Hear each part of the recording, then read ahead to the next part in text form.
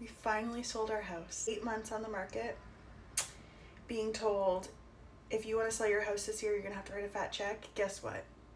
We did. We wrote a really fat check just to sell our house, but we are free of it. We debated if we wanted to hang on to it and rent it out, hang on to it and try to list it again in 6 months or whatever. But the fact of the matter is, it's a 100-year-old house and anything could be going wrong with it at any minute, and it was already sucking us dry. So we decided to just snip and be done.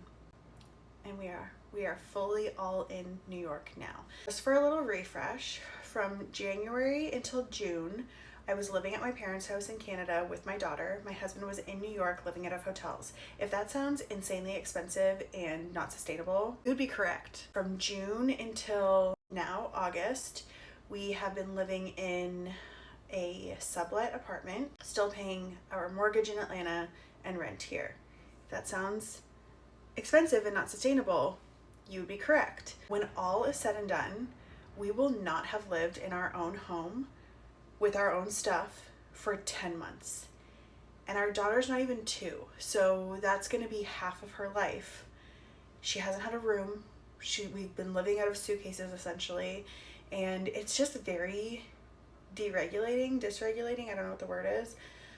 So we are so looking forward to being in our own space. I also think it's like easy to look from the outside and be like, oh my gosh, their life is so fun and they just moved to New York and I wish I could do something like that. But I think that there's also something to be said for when you picture your life at 35, it's not where I am right now, and that has been kind of difficult for me. Last week we were in Atlanta, packing up all our stuff, purging, organizing, whatever. We got a pod that we had movers move everything into the pod goes into storage, and then in November we get the pod and like get all our stuff. And when they dropped it off, I was like, it doesn't look very big. It's like it was the biggest size they had, and it was not as big as a moving truck. And we have moved 7 times in the past 8 years. And I had a pretty good sense of like, yeah, we're getting rid of a lot of stuff, but that still doesn't seem big enough. So Friday morning, me and my husband went to the attorney's office to like sign our house away. And by the time we got back, the movers were done. Like the pod was full and we still had stuff. We had this decision to make where we're like, do we just get another pod and get everything else in there?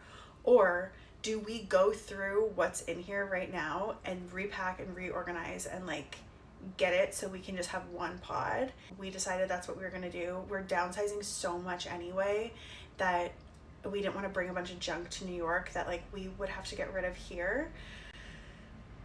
So we could have been done, like close the door of the pod and just like close the door of the house at noon on Friday.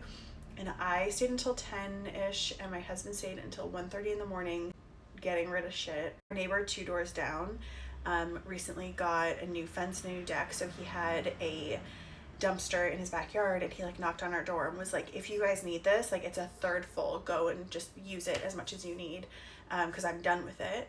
And I swear we like filled that thing up. Like the amount of shit that we just put outside for free, put in the dumpster, sold on Facebook Marketplace, like so much. Where we're at right now. Stay tuned for apartment hunting. We're gonna go see an apartment on Sunday that I'm excited about. One thing that I'm like really debating right now is my husband works in Manhattan. We currently live in Brooklyn. We love our neighborhood, but he works really long hours, and I'm like, does just being in Manhattan make more sense? So his commute is shorter and he spends more time at home with us, but it's just a different like market in Manhattan versus Brooklyn. I cannot wait to get out of this apartment. It served us for a time, but oh my God, it is so small. I'm quite literally stepping over our dog to like get from point A to point B. So it's 1 bedroom, 1 bathroom, living area, and then like this tiny little kitchen that I'm in right now. The living area that has a sofa, I'll post a tour maybe, a sofa, a dining table, an armoire, a TV, a coffee table, an armchair, all of that we live in is 176 square feet. And then we have our bedroom that has our bed, our daughter's crib, and then all of our shit. The people who we're renting from didn't empty their closets, So we've just been like existing again out of suitcases and stuff, and it's been difficult. So I'm really excited for our next place. I'll give you a tour of that as well. Be ready to see more of my face on here. I'm like feeling like I'm back a little bit.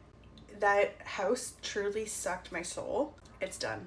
It's gone. Good riddance. Okay. I love you guys.